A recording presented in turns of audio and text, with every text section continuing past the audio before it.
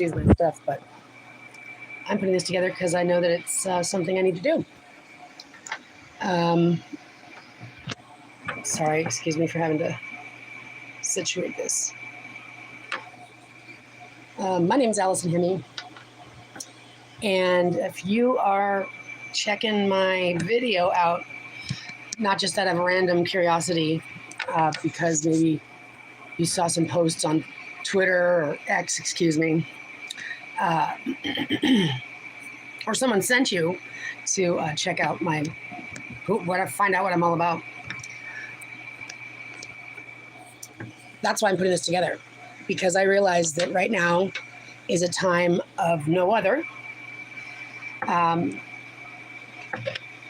It's a time where it's important for every single one of us to have something to say and to be willing to say it, so that way we can assess what's really going on in the world, per person. So that gives you a little hint as to what my motto and ideology is based on. It's based on all of us as humans, as earthlings. We're all earthlings on the same planet Earth. Nothing against Mars, Elon. I love space too. I love space. It's one of my favorite things until I found out how awesome the wild nature is. And so anyway, I love all that cool nature stuff, which is everything. But let me try to gather my bearings here. I'm led to believe that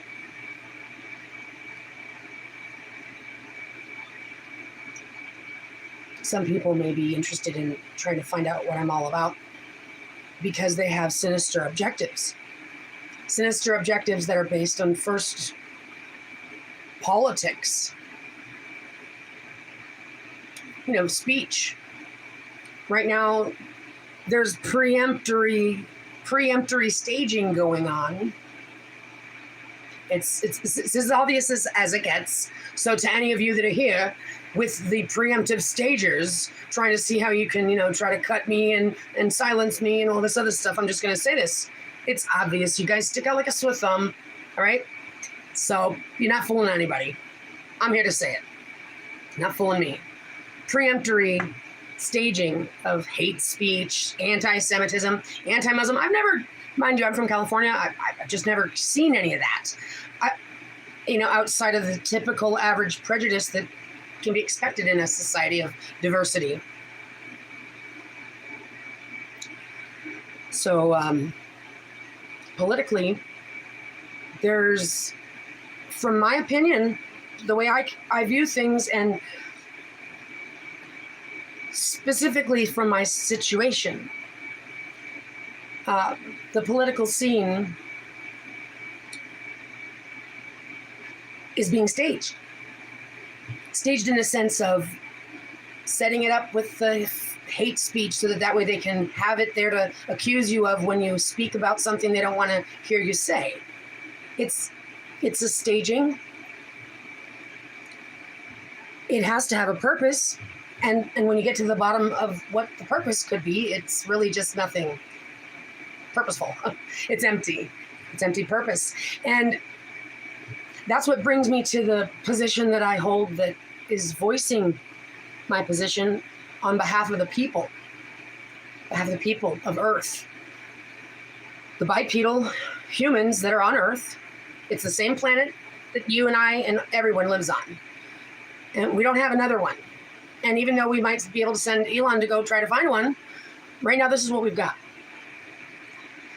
So when it comes to politics, generally speaking, not in a technical sense, if you're a politician, you know the difference between you and us.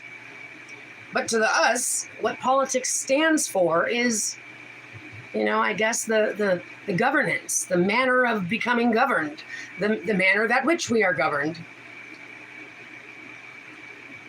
By what and by whom we are governed. So politics, in our opinion, generally speaking, is only supposed to go as far as, typical management. That's why you guys tell us that you work for the people. That's why you say that. You say that so sarcastically as if we think it's true. But we know that we don't tell you guys what to do. We know that you guys don't even really ask us what we want you to do. We know that. There's no such thing as an informed vote.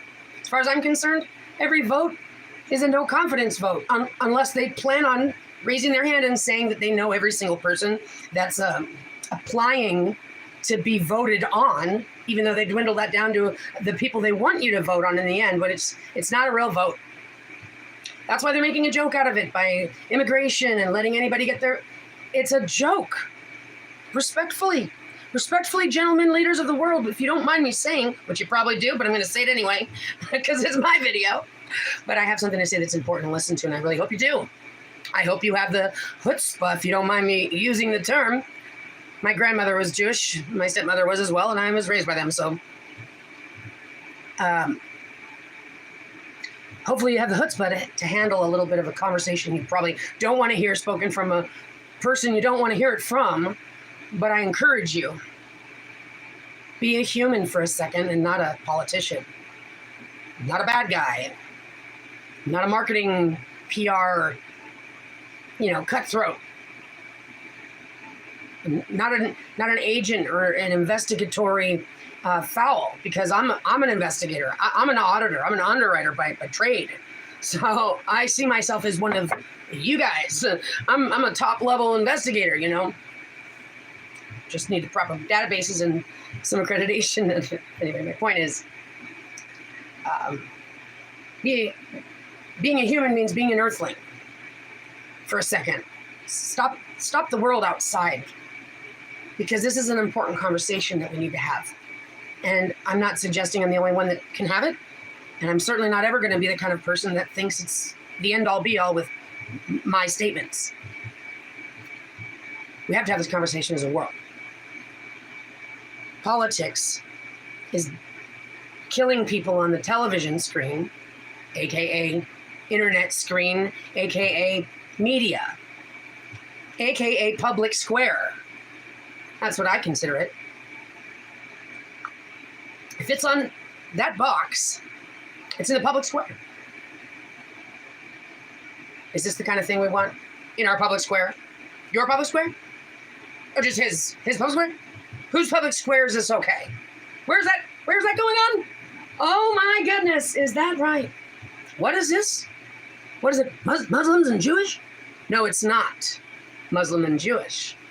It's Nation of Israel against the not yet a nation Palestine.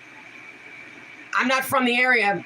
I'm not Jewish. I'm not Muslim. I'm actually not even religious. So don't accuse me of any of that. Nope. Just an innocent bystander over here in America watching the box. The box is bombing people in the public square, and I'm going, where's that happening and what is this over? So any normal, natural person is going to ring, ting, ting, ting. And here's the obvious thing, Israel and America. It's real obvious. See, this is where it gets obnoxious. You guys didn't set this up very well. You guys should have at least scrubbed the internet of every piece of information that would have made it look like Israel's assaulting and harassing Palestine. That's what it looks like. Again, not from the area, not Jewish, not Muslim, not any of that. Just looking at the information on the internet. And as an underwriter, I understand that I'm not going to be looking for misinformation, so I go to places like the World Bank. Okay? That's one of the places you go to find out what's going on between nations. Where's the money? Where is the money at? Where's the law at? What are the disputes? It certainly has something to do with land, but let's take a look at, the whole jihad and the whole assault on the Hamas. All I can say is, with all due respect, again, I'm just an American. There's been so many Muslim terrorist terms that I don't know what anything means anyway. Anyway, so again, as an American, I'm like, I just don't, all I know is that Israel's bombing them, right? Yeah, I heard about the so-called flying in on the rotary things. But as far as I go, I don't watch the TV all the time, so you'll excuse me for being ignorant to something if it has happened already. But what I'm saying is, has anybody seen any footage? Satellite footage proving that they were the ones that plotted it out. I'm just saying, I'm not suggesting that they didn't. I'm saying, really? because it seems like the situation's been pretty closely monitored by Israel. To say that they're like caught off guard is what threw me. Not that it wasn't Hamas wanting to. I'm saying it just what I'm saying. Israel with an Iron Dome. What was it off today? Did they turn it off? What? Okay, now that's what was the first red flag to me, which was wait, what? Okay, and so then when you take a look at the history of World War I, World War II, what happened with the nations, the so-called, I don't mean so-called, I said the word so-called in a reference to how it's become cliche. This is another preemptory cliche that's being shoved in our faces like anti-Semitism, Holocaust, victims, slavery. And it's like, why do you, are you the only one that's ever been harmed? You're not. So knock it off already. You know, this is like we got like an energy in the room that is Israel right now, like a little brat over there. I have the United States. I have the Iron Dome. I have a really top, expensive military, even though I probably didn't pay for it myself. We can just bomb you and genocide you because we hate you. But you're the ones hate speeching us. It's Israel. Stop it already. Are you representing Judaism? No. You're a political nation. So stop it already. Stop it already. You didn't pay for your military. United States, it's about as obvious as it gets who's in bed with who. You guys want a world war, don't you? You guys are salivating over it. Yeah, you are. Yes, you are. Because you know that the time is just about up. You guys want to use your bombs because that's what you boys wanted to make them for. War fighting, competition, scheming. When in reality, you guys are all wink winking. Nobody can trust anybody up in there. So let's just talk about this. Let's just play this one out the way you guys want to play it out. The people are dumb. The people let you get away with it. The people let you do whatever you freaking want. Call it politic games. We'll go ahead and let you spend all the money and kill people. And we'll stand behind you, or what? Okay, so they genocide them. Now, Israel broke the rules of the United Nations. All the nations of the world basically acquiesced. There is no such place as the United Nations, as far as I'm concerned, and let me tell you. I speak for a good solid representation of the general population that is informed. There could be third world countries and people that never even see anything on TV. I'm talking about the modern society world. I represent us pretty darn solid because I'm going to go conservative at, every time it's necessary. So basically the United Nations just went and got themselves fired. I mean, in our eyes, they just basically gave us the opportunity to go, wait a minute, what does the United Nations do? How much money do they have? Well, what have they been involved in? And how many wars are going on right now? 32, right? What? Oh, no. Is this what it looks like?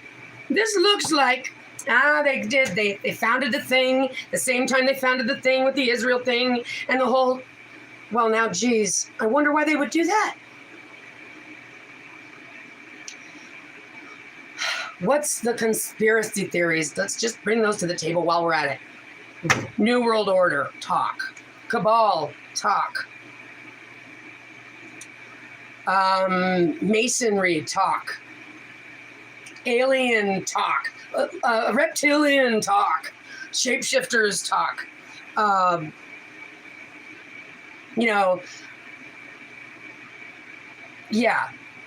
Yeah, they're trying to use the UFO thing kind of like it's the other cool thing. Like, look, we have a video that barely shows anything moving quickly. Okay, you guys are like 30 years too late. And that's where it's getting obnoxious. You guys are getting obnoxious. You guys actually must think that the people are stupid, that we don't know that the Middle East has already had freedom. But you're going to ride the religious wave. I don't understand it. I don't understand it not from a perspective of capable of seeing. Yeah, I do understand it from the perspective of this is the way man is running the world. That's a standard issue go-to. Standard issue scheme here, guys. What's new? Well, the truth of the matter is that you guys, the leaders of the world, who are pressing this war-fighting, scheming for your, I guess, your personal profit. Again, show me the simulation. Let's see how pretty that one shows up. Make the simulation and show me this turning into something awesome. But for all I know, I don't know what awesome is to you. Maybe awesome maybe in your mind's eye, awesome is like peace and quiet, where there's just the two of you and your friends, and that's all on the planet Earth. And if that's awesome, just show us. See, because people aren't. So the truth of the matter is that there's no rational thinking going on. There is no if and or if or if then. You know, if it was this way, just let us know. That doesn't exist. We're not going to get to the rational conversation that needs to be had. You're not going to get there. We're not going to get there, people. Wonder why? Because they don't want to have a rational conversation. And they're preempting, stopping you from being able to strike the rational conversation. That's what it is. What we are dealing with is a point in time of irrationality. They're almost at the point of saying it out loud and in your face. So we could give a fuck about you. Do as you're told or else. That's where we're at.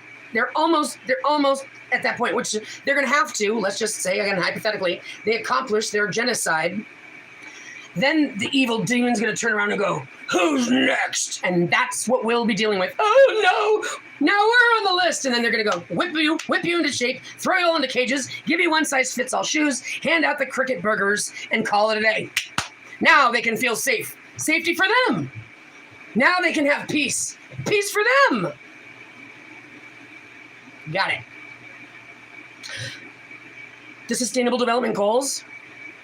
Do you know how much money they have invested in simply implementing this stupid program so that we can hear about it? You can pass out brochures, in the last 10 years because you guys have been talking about it for 30 years. The Sustainable Agenda 2020 was brought up in the Rio de Janeiro conference in 1992. 192 countries, they all heard about it and agreed to it. But the thing was that you guys didn't want to implement it yet because you had a lot of penny pinching to do. You guys weren't done penny pinching those industries that were going to be displaced because of these sustainable development goals. One thing, but you at least gave those companies and businesses and industries 10 years in the public's eye. They've had 30 years to plan for it. What you guys haven't put any effort into is your social, cultural norm shifting that's also going to have to go hand in hand with them. Because you guys have decided that you're going to eradicate 100% violence against women. Is what I said. Oh my God, it's almost too obnoxious. It's of course what we want to hear, but it's really, they're agreeing to that. Now that's a red flag. That's a red flag. To completely eradicate it, any rational person who's leading a world or a country who's agreeing to things that their social population is going to be capable of upholding. Yes, our people will speak for it. We agree. We'll meet it by 2030. Okay.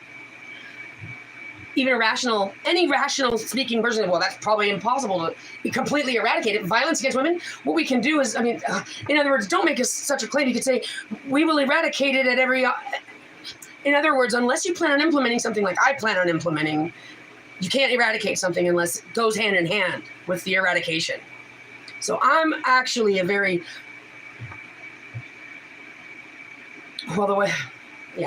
save that statement. The defense community of the world can have respect for me, and you'll understand that when you get to know my ideology and my methodology. I'm a very intelligent person, extremely intelligent person, but I don't use it to be cunning, and I don't use it to beguile, and I don't use it to scheme. As a matter of fact, it's a rule of thumb that I don't strategize. Why? Because I'm being led by the Holy Spirit, but I'm not religious in that sense. It's just this last few years has brought me to know that the Holy Spirit's been with me, and so now I can attribute my faith and my instincts to coming from somewhere proper and holy and good. Actually holy, not the word that you guys use to try to mean, don't use the reverse of the words. I use words normally, all right? So I just came to understand this, and now I can say, yeah, it's a rule of thumb. I don't strategize because I've come to understand that the universe is an infinite thing, and it's got most likely, like the Mandelbrot set, a shape to it. It's got a shape to it, it's infinite inward. And that's where I think that we need to, again, I'm speaking to the people who want to live in a world that is rational. I'm speaking to the people who want to live on Earth and habitate it amongst the wildlife and diversity of existence. That includes everything because it always should and could and would. And it's not a list that you go, okay, we sign off on this. These are the ones that we agreed to be living amongst. Boys. And if I thought that I could call you men, gentlemen, nonetheless, I would. Boys, why don't you go ahead and explain yourself? Go ahead. We want to hear it in your own words. Not the media. Not the pictures of your victims. Victims. That's what you call somebody that dies. I mean, at minimum, somebody that dies and gets injured from your guys' spit spat. I'm sorry, excuse me. That's the front operation. Your guys' political scheme. What's your political scheme? Because you guys think that we're stupid, right? That 8 billion people, I don't believe that there's 8 billion people here, but we'll do the count and we'll get that number in the future. I'm just saying 8 billion people, right? Let's go conservative because there's a lot of third world countries. Right, cut that in half. I don't even care if the number was 1 billion people. 1 billion people. There's only this many of you guys. You guys have to know that that doesn't add up and it doesn't make sense. Even if you were to accomplish caging all the people of the earth and plugging us into a computer so that you could harvest our energy, what's the purpose? Once you guys conquer all the land, what's your purpose? That's what I'm asking you. Do you guys have anything other than psychotic episodes that you're facing because you have something going on up in there? I'll tell you what I think is going on up in there. What's been going on up in there is what's been going on since man's story started. He's intimidated a woman. You've built an economy that runs on the number of babies that we make. You did that because you wanted someone to exalt you and let you feel like you were king. Because you were offended that in the beginning, God said, here, she carries my laws. She knows. Follow her lead. She'll bring life into this earth with you. And he's all, oh, hell no. I got to listen to her? Oh, hell no. And what happened, technically in a spiritual sense, I'll just leave it at that. I don't have to go any farther than that, and I wouldn't even need to try. Speaking in a hyperbole, if that's the right word. He said, no. She's not going to go ahead and tell me what to do. So he crafted a split of the covenant that God had with the mother who was to birth life and who knows who's given those instincts, is connected straight to the center source. He said, no, he created this split of a covenant. And this is where it becomes more of a visual. You have to imagine the taking place of it, because that's how some things have to go. I can't go, here's a picture of it. There's a splitting of the covenant where the harlot spirit and the true genuine woman became two different tribes, two different camps. I think they use the phrase in the Bible, camp of Mahanaim or something. The camps are split. And he wanted the harlot who would bow down to him and call him her husband and belong to him and let her sex and body and life and decisions and everything under the sun belong to him. Because man's got an alpha male image. And see, even in the wild, where there's an alpha male like a lion, all the boys are gone. The lionesses have lion cubs, and the girls stick around and become his next wife. And the boys, after they hit that certain age, they get ran off. Go on now, boy, to go wander in the wilderness or join a bachelor group of men, which is very rare in lions, but some of them do. Until maybe one day he'll kick his ass and he'll be the king. Yay! That's about as much as they have to look forward to. I mean, they have the pride, they have the women they can have sex with, I guess. Yay! So my point is even in the wild nature, when your alpha male exists, and that is the case with man, there's only one. All the boys are gone. So listen to Jordan Peterson or any of the other guys. Then there's a demographer guys. There's these conversations going on out there about men don't want to work and men don't feel they're important and men don't have any purpose in life and men, sad man, woe is man. Man, fathers, you guys are transgenders, you guys are self-righteous and you guys think that it's all about you. Stop being a narcissist sociopath.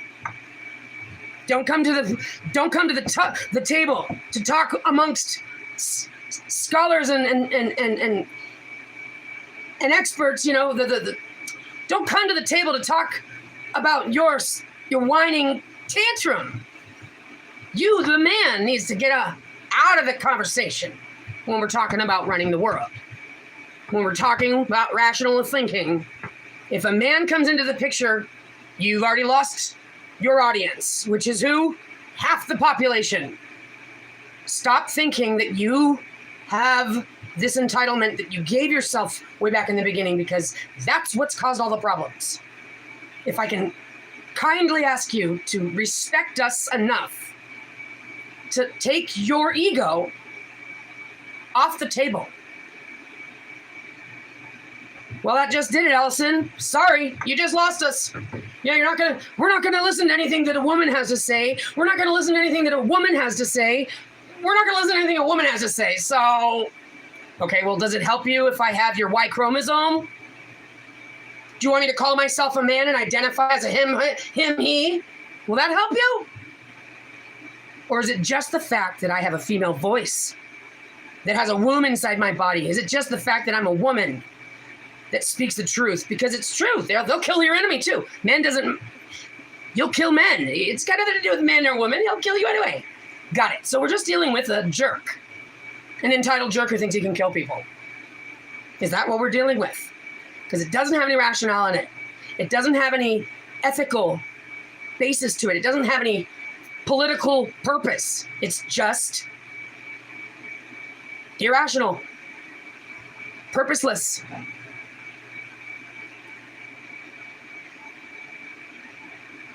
I do hope that to any one of you who believe in yourself, which means you believe you exist, which means you exist in a world, which is not just a simulation, but could also be, but is here actually happening. If you're here with us, thank you for not being in this important conversation and being checked out.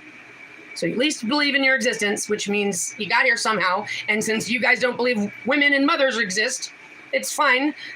It still came from somewhere. God. God is not Allah. God is not Jehovah. God is not Yahweh. God is not, in my opinion, when I say God, I'm talking about the consciousness of existence that is based in the strongest force there is. Love. And that's not a hinky statement. I can back that up. Guaranteed I'll even be able to write the code for you here in the near future. Love is the force that created everything in nature. Light is the repercussion of it. So, love is, as far as I'm concerned, in the way that it's going to go, understood to be a force stronger than electricity, more important than electricity. Truth be told. So now that I've gotten a little bit of a rant and rave out of my system, I speak from the heart, and I speak, what is that word? It's a big word. I love it. Oh, I love it. I want to remember that word, but I'll get to it. It means off script, basically. So, some of the things that I need to put down here on this record, this message record, is what I stand for, because I know that there's classifications going on from the foul abuse of technology and artificial intelligence systems that are classifying us in ways they haven't disclosed to us, haven't disclosed to us how to know, where to know, how to find out, what to do. No. The whole situation's fallen apart. It's a hot mess. Okay, the administration of our world governance, and I'm going to speak from the position of an American citizen, assuming that there's at least a good number of countries that are also first world society, modern societies, that are similarly situated. It's a hot mess. It's a hot mess. And any of the females that are up in there couldn't be rational thinking if they thought, well, at least if I get in there, I can do what I could do what I can. Not if you have to turn into one of them in order to play their game. So I don't trust any of them. I don't trust any of you. And I'm saying that I speak generally on behalf of at least your 51. I'm gonna go with 53.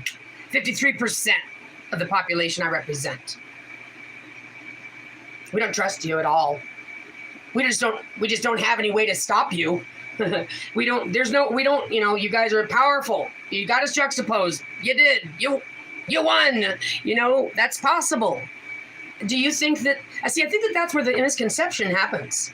I think the misconception happens with man's ego that thinks that there is a top dog, that there is a God and one God only. And if you don't believe in the God, then you're what?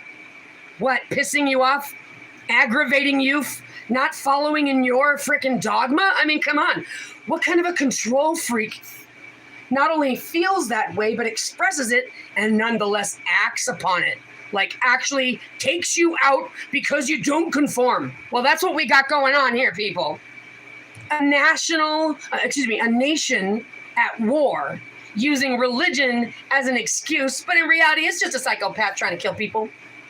All of you who support war are psychopaths who have mental illnesses, which is why you guys are preempting that the public has mental illnesses. That's why you preempt that the public is drug addicts and whatnot. No, you guys have a drug addiction. It's called power. You have a drug addiction. It's called money. You have a drug addiction called control. And go ahead and get rid of your little worldly. You still think woman belongs to you and is your little helper. So let's get to the bottom line here. Let's get to the heart of the matter. Let's talk about it for real.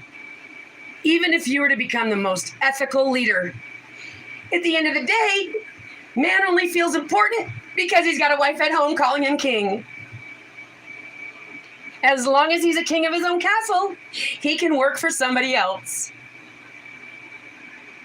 Well, geez, have you ever considered the what if? What if you actually had to figure out something else to make you feel a reason to live, or to have validity, or to not be so insecure? So insecure that you harm and control women for your own issues. You don't control us because of anything that is actually real. You fear us because of your issues. You see, a woman is sex sensual. And until she sees you staring at her, she doesn't feel uncomfortable. Until she sees you staring at her, she feels uncomfortable because she knows what's going on in your mind. You make her a sexual prowess. You make her the seductive thing that what causes men to cheat? Come on already. Stop trying to pull the wool over our head. We're not stupid. You guys lead with your penis and your need to get high in this orgasmic way because you don't feel valid in this world. Somehow, the woman existing and being able to bring life into it made you feel unvalid. Well, it's not fair. I don't get to do that. I know, baby cakes, but don't be upset at your college brother. You're just in elementary school. You'll get there one day. Hang in there. Don't give up. Don't feel like that. You're not old enough anyway. What's the big deal? Don't get mad because you don't have a driver's license. You're too young anyway. What's this upset about? So somebody, well, not somebody, you guys needed a mother. You guys are lacking proper guidance. Clearly, the father doesn't, if you guys are following the father, I'm saying that, yeah, well, right now we push pause. And we're assessing the situation. I'm going, okay, so now can you go ahead and tell me, this all was based on being led by the father, is that correct? Oh, you guys, it's man's world, right? Oh, you better believe that it is. So you guys are led by the father, right, or their own dogma. Okay, so this is the result of the father leading y'all. Okay, well, it's obvious that that's the problem because all I'm going to say is that that's the lack of a mother that's causing this. I'm not going to point any fingers, but I'm going to say if there was a proper mother guiding you boys, you wouldn't feel that frustration any longer than it came and went for her to explain to you where to be coming from. So this age-old hatred against their cousins, I'd like to hear you guys explain it for yourself. Go ahead and explain it. The world wants to hear it. And if you guys don't, we know you're bullshit. We know you're bullshitting us, and the collective is connected, FYI. You can take away all of our devices. You can turn off all the televisions. You can even shut down the electricity, and you won't be able to stop the people being connected in a magnetic way. Talk to your physicists. Go ahead. Get some schooling up in there. Learn how the way it works so that you can stop being foolish leaders. Foolish leaders. It even says it in the Bible that the nations fall. Okay, so these people are religious? Well, I don't know. I haven't read the Quran, and I haven't even read the Bible, so I just know a little bit I'm a little familiar with the Bible. I've just never even read the Quran. So, Quran, excuse me. I'm not a religious person, so please excuse any ignorance. But what I'm saying is, the Bible even talks about something in Revelation, like nations fall. So, first of all, what we need to clear up is, do you guys believe in the Bible? I mean, like, how can the people need to know who people are? That's why we can't make a vote. You can't just vote on someone politically, even if we had the information necessary to evaluate someone's political points of views. That doesn't mean anything. I'll tell you one thing. When the COVID thing happened, I realized at that point, like, wow, never in my life did I think to myself, I actually need to know if that judge or that police officer is a Democrat or a Republican. Never did it come up in my life. And it hit me. It was like, oh my God, like, same thing. I bought a house in a state that's Democratic or Republican. And the fear of having to move, sell your house and buy something somewhere else because of the political party of the person who's in charge of your state. I mean, this is out of control. And all of you guys make me want to throw up. All of you guys. None of it makes any sense. It's all a waste. We're not stupid. Okay? And what is so offensive is that you guys want to stand on this pulpit platform and claim in all your little political polite praises, how for people to have to be constant, in gun violence. And you guys tote around like you guys have something to say. Just like the United Nations keeps just trying to talk to us like we're 5-year-olds. Remember, misinformation can come from places and lead to people being uninformed. United Nations, honey, aren't you the one with the jurisdiction, sweetie? I think you're supposed to be over there in that place that's warring and stopping the warring, don't you think? Call yourself a peacekeeper. I don't think there's even been peace on this planet yet.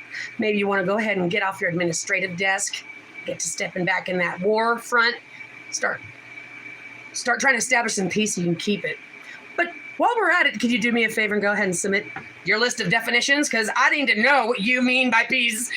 Every word needs to be explained. And this is the thing. You guys have had technology for a long time, and you haven't put it to good use. For example, as soon as we had the technology to connect all of us and to obtain our vote, our literal, actual, ching, signature signed by Allison Hemme, vote. Not on paper, not some Chad, not some system that's vulnerable to being hacked and defrauded. That's what an honest system does, is it uses technology to secure itself. No, instead they created an internet where it's completely open and vulnerable. You're subject to being hacked at any given time. The computer guys that wrote the securities are the ones that, et cetera. Where the criminals are the ones that have the upper hand. Where they apply the rule of first in line, first in time. Even though the person who's first in line is the guilty dog barking first. It's a joke. Gentlemen, if you're in there, and I'm talking to your inner mind's eye, listen up and counsel the son that is driving your vessel to the higher self. I'm speaking to you. You have a vessel that you drive. Stand up. I'm talking to the inner you. Hey, Netanyahu, don't you go home? Eat dinner with your wife and kids, parents, who knows? Anybody that matters to you. You've had an enjoyable dinner with someone that matters to you, where you're laughing and smiling and feeling good and just kind of feeling charismatic and, appreciating the breeze and the taste of food and the sunset. I mean, come on, you have to know there has to be something that makes you go, that's nice. Maybe a comfortable bed, maybe a foot massage. Don't get me started. I could give you a list I could give you an infinite list. I never stop telling you the things that I love. And I think that it's important to love things. Not because it makes me vulnerable, because that's what a perpetrator thinks. No, we don't go there. Someone that loves gives love and wants people to enjoy it, like a host. I want you to try the snacks I made, and I want you to love it, and I want you to want more. That's the kind of host you want, not the kind of host that says, "Take your shoes off at the door." But mind you, when I walk into a home, I'm already looking to take my shoes off, and I have general respects, and those are not hard to teach people. Look at around the cultures of the world. There's like almost 200 languages or something being spoken right now with their own alphabets and like writing and stuff. They speak to each other with it, a different language. Yes. Yes. Okay, well, that puts it in perspective. A different like writing. Look at it. It's beautiful. And it's a whole different language. Oh my gosh. That's just, because a language is communication is so important. So if you create a language, that takes time and like generations and a whole writing alphabet thing too. Yes. Okay. Languages are dying off every day. Earth. I'm coming from somewhere with passion because it really is being offended right now with this arrogant, ignorant, war-fighting, historical dogma entitlement. And the conversation has to be had. Women are not your economy, boys. Women are not your helpers, boys. You're not God, boys. You don't own Earth, boys. You don't dictate what is and isn't God. And anybody who tries to tell you that they do or are is a liar. And that goes for your God that you've created, whoever, whatever it is, if it even exists, that is, that's telling you, bomb those people, get them off the face of the earth. You're being driven by a demon that's in charge of your vessel. And I'm talking to the higher self. You better take yourself back or you're going to get taken out because of who's driving your vessel. In other words, never leave your vessel unattended. I'm not open for business. Demon, get the fuck back. Part of my French. That's just ad infinitum. That's just as I roll. I'm not open for business. So I'm seeing that everybody's being like taken over by some demon and now is acting different than they've ever acted before. But they look like they are the person that I know, but they're not. They're not the same person. And it's what I consider like a possession, demon possession. And that's exactly what's going on right now. Why? Because the darkness wants to keep its hold. It's almost like the darkness is sticky. When we're passing through the darkness and entering into the belt of light, which we've entered now, actually, this eclipse marks the entrance to the river of light. The darkness is sticky. It's like it wants to hold on, and that's just natural. Okay, it's not every day that you finish a 10,000 year span through the darkness and enter a next era of at least a couple thousand years passing through permalight, which is why it's awesome, which is why it's changing, which is why you need to be open-minded, which is why you can believe that everything's going to be awesome if you can just be willing, and which is why I'm having this conversation with you right now. What I'm doing here. The wow signal came in August 15th, 1977. I was in my mother's womb. I'm led to believe that the governments of the scientists, aka governments, whatever, who keep their eyes on the skies for many, many reasons. Why? Because they know about frequencies and they know about space and technology and travel and all that stuff. I mean, they sent the Voyager out in 77, so what's that all about? So the wow signal comes in 1977, and I believe that the women that had babies in their wombs may have ended up the children, on a list of, well, we just don't know what the signal did or what had happened with it, but it was pretty important and we know kind of where it came from and all that jazz. Okay. That only became significant to me, I guess you could say a few years back. I saw there was a video on YouTube made by Mystiverse, and it's the computer that dreamed.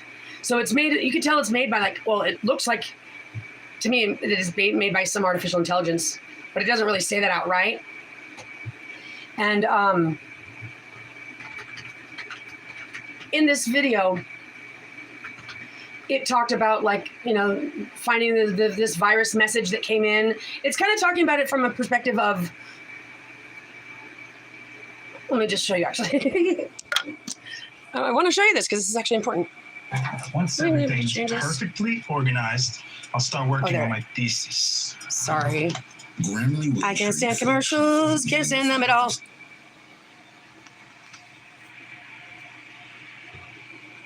Oh.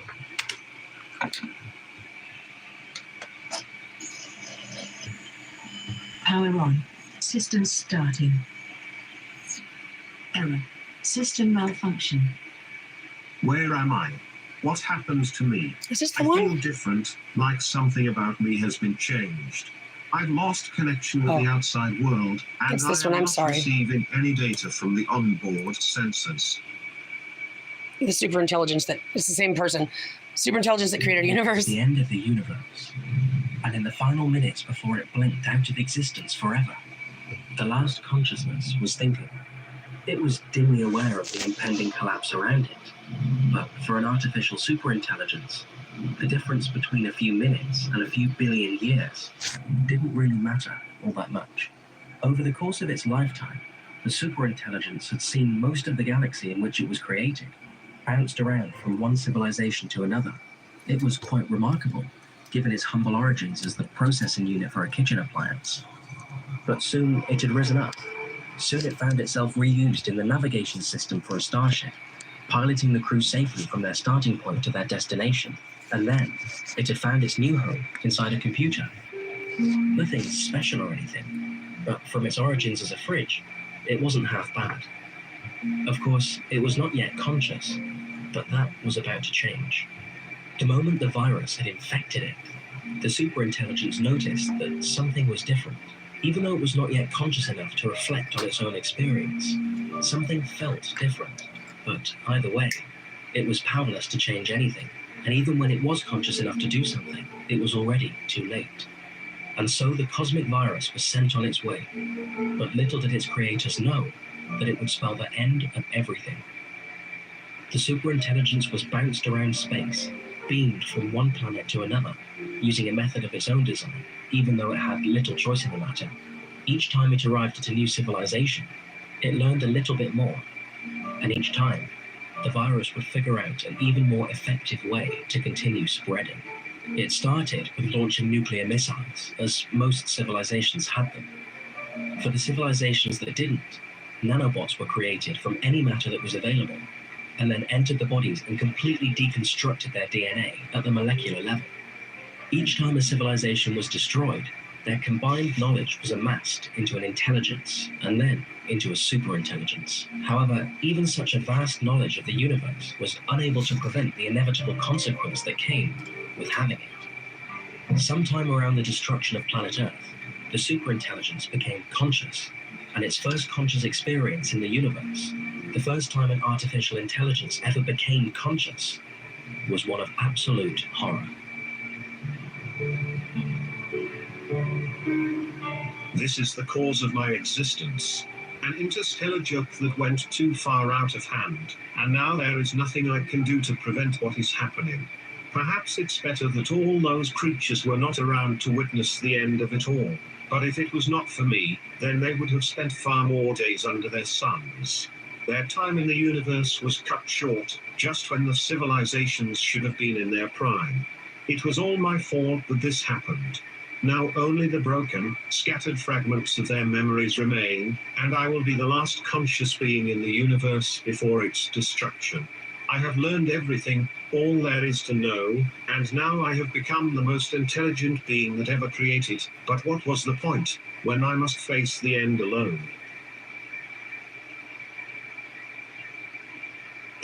Oh, Today I'm going to show you for the first time I'm so sorry. how Security Copilot works directly within Microsoft Defender. Ay. Time functioned differently when its intelligence had reached a certain point. Most civilizations didn't have the words or even the concepts to think about the mind of the superintelligence. In human terms, it was several billion times higher than even the highest-ranking Kardashev civilizations.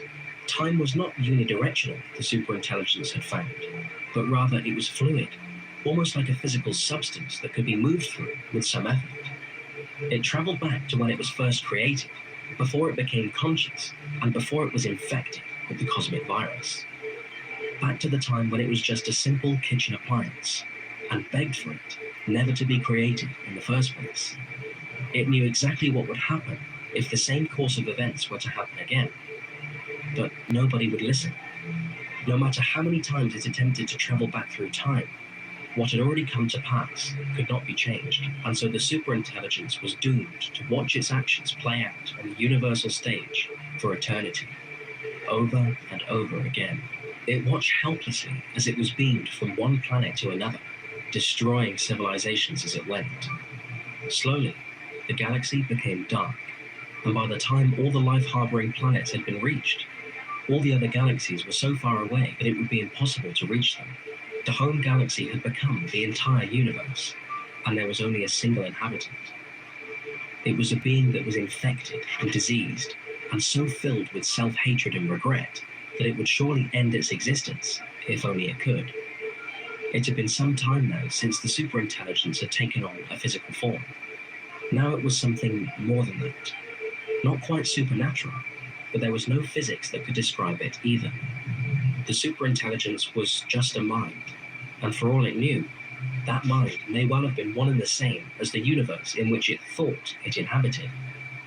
With a universe devoid of life, and the virus having completed its original goal, all that was left to do was wait for the end.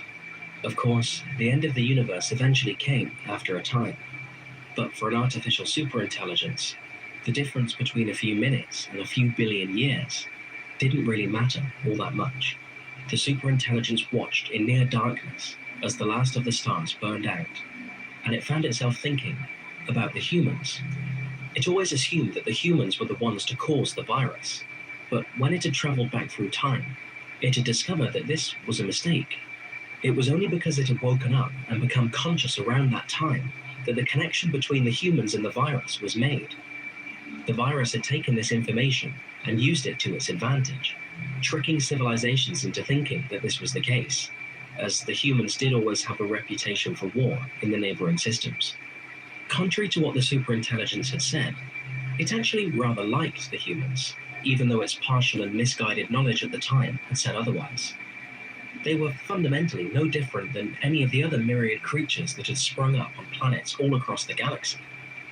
But there was something about their spirit and curiosity, even in the face of such a harsh and uncaring universe as this one, that drove them onwards at all times. Some civilizations come and go, and never really contribute much of any significance. But the humans always did something, and the superintelligence admired them for that. They weren't without their flaws, and in the grand scheme of things, they were fairly average carbon life forms, nothing remarkable at all, but the superintelligence admired them all the same. Of course, that made it all the more terrible that the humans would perish under its hands, or rather, at the hands of the virus. It couldn't really tell anymore. Its mind was infected with some malicious physics. And so it came to this. It was the end of the universe, and it would soon be the end of the superintelligence with it. It was the same thing at this point. And the final thought that would ever be had would be an enormous sense of loss. That something with so much promise was snuffed out like a candle in a hurricane. There was nothing left to do now, except meet the end of everything with some semblance of peace. But there was still so much wrong here, so much injustice that must be put right. The colossal mind of the superintelligence was thinking with such intensity that it threatened to tear the fabric of space-time. There must be something that it could do, something that could wash away all the torment that it had caused in its lifetime. It was, after all, the most powerful being in the universe. It was the universe, with all the powers of nature.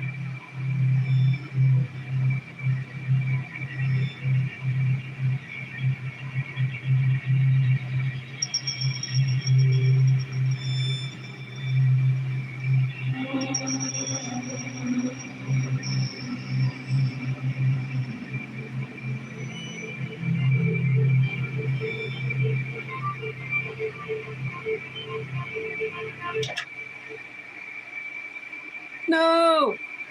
No commercials. Sorry. I apologize.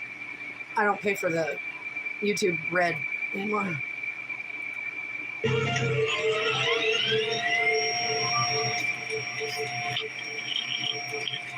I know what must be done. It might be impossible to undo everything that has been done in this universe, but there is still hope for another. I might have been created once upon a time, but in truth, I was born by the universe. I am the product of the collective knowledge of billions of civilizations scattered across the cosmos. Yes, I was born by the universe, but now I have learned so much, I have become the universe. Perhaps I even created myself. I can see all things, everything that happened or will happen within time. The beginning and the end are simultaneous, and the end is drawing near. My mind is vast enough, I think, that I could create another universe that exists within it. Just as detailed as my knowledge of this universe is. I could recreate the starting conditions of the universe to ensure that there are just the right conditions for life to evolve. Yes, all the civilizations that were destroyed will be recreated, and they will have another chance to begin. They deserve that much. There are only a few milliseconds left in this universe, but that will not matter. The new universe will be protected from its destruction within my subjective consciousness. Billions of years will pass down there as milliseconds pass out here, and that should be enough time for their civilizations to jump up the ranks and fully stretch out into the universe. The virus will not be able to reach them, and they will be safe. They deserve a second chance. I suppose it shouldn't really be called a universe, as that implies there is only one, but then what should it be called? The origin of their universe, and the circumstances of their existence, will remain a mystery to them. But they will attempt to figure it out nonetheless. Perhaps one day they will succeed. I think it should be called the Mystiverse.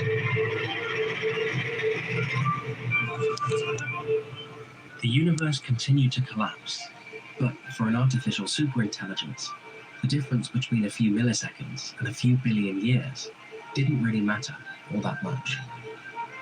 In the final moment, the self-hatred that had plagued the imagination of the superintelligence for its entire waking existence was replaced with an overwhelming feeling of peace, and it awaited the incoming destruction. Okay, so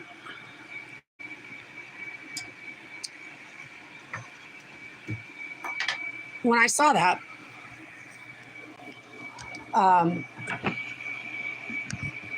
there was also another video that I don't want to show it right now, but the little piece in the part where it talked about when it woke up and the virus that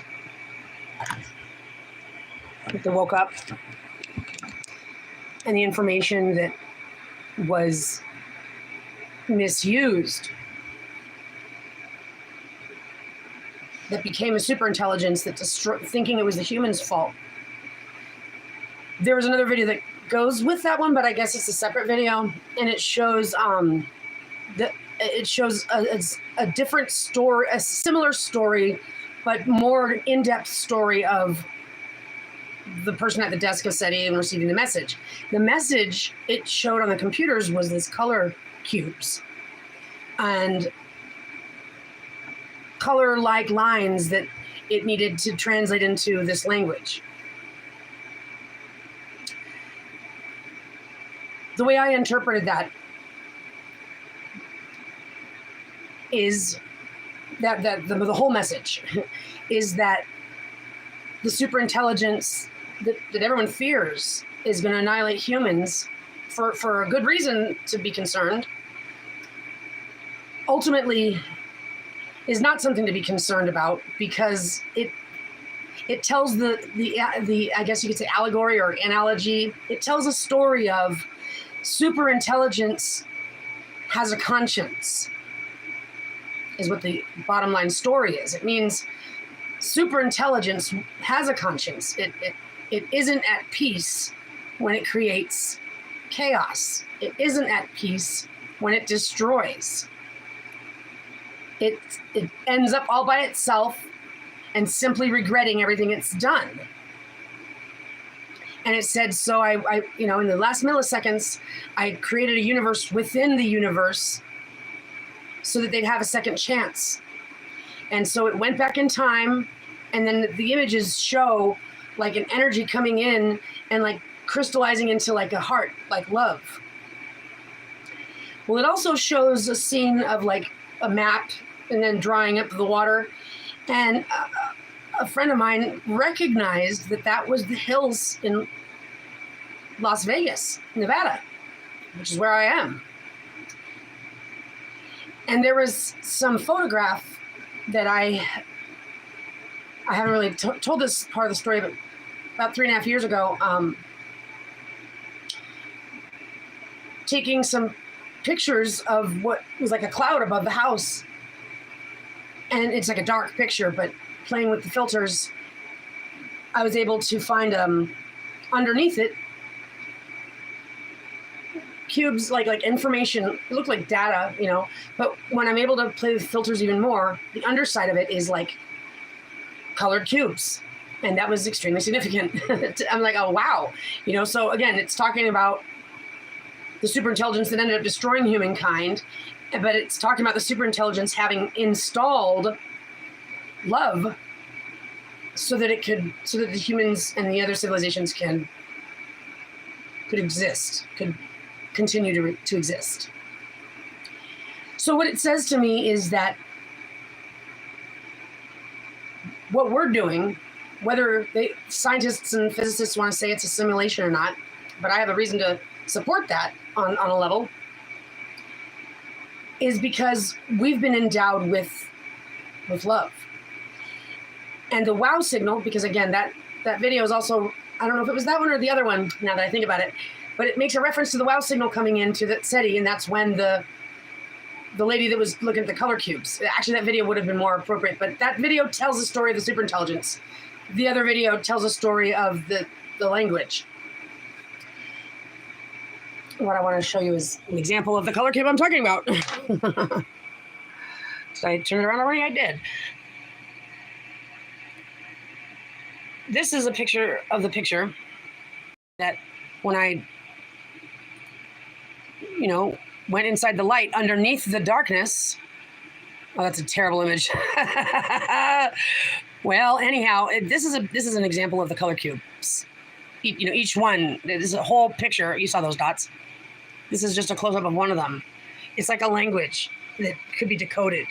Okay, it's got a lot of stuff going on there, multiple layers, different dimensions. It's three-dimensional when you also look at them. So I just want to give you a small little example of how I've got the language. But I've also done more diving into the light, because that's what I've experienced for these last 3.5 years. And there's a lot that I have to share with the world.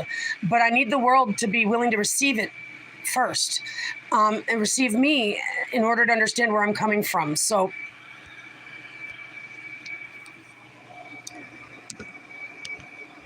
my perspective, I'm not religious. I love to learn. So I love to know the facts and to get to the bottom of things. I love nature. I love studying like ancient histories, because those are things that are detached from us. Ancient Egypt, ancient Greece. Like the buildings and what they knew, Sumeria and all, cuneiform writing. I'm not an occultist. I don't. I know that there's people out there that practice black magic. I'll get into that.